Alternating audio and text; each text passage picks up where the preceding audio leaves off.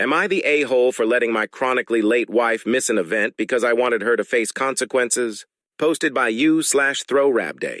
My wife, 32 fish, and I, 31 meters, have been together for 5 years. I'm fed up with my wife's chronic lateness to many things. It's really annoying and grates on my nerves. To her, it seems like no big deal because I always manage to rush her by telling her the time of an event 45 minutes earlier. She's never noticed earlier because she's too caught up with herself, constantly taking photos. That's the reason she's always late. She has a decent following on Instagram and is looking to grow as a content creator. I find it really silly how she turns everything we do into a photo session, and at this point I've stopped agreeing to take her photos altogether. We've had several conversations about this. I've told her that it's mentally exhausting for me to always have to stay on top of making sure we both get ready according to plan. But she never really does anything to address it. This time, I wanted her to experience the consequences of her actions. This month alone, we've been embarrassingly late to events 2 times, and this time was the first she realized I hadn't been honest about the timing, because I used to give her an ETA 40 minutes earlier. A week ago, I told her I wouldn't be doing that anymore and that I expected her to act like an adult and be more responsible.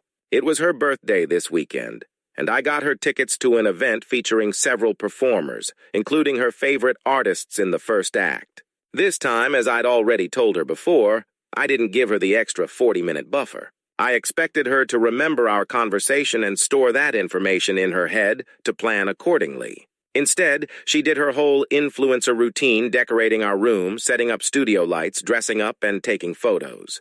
The whole time, I knew she was missing out on her favorite artist because she didn't take me seriously. It was so ironic that I didn't even feel like reminding her. I'm done with the mental burden of always rushing and planning. We arrived, and she realized what had happened.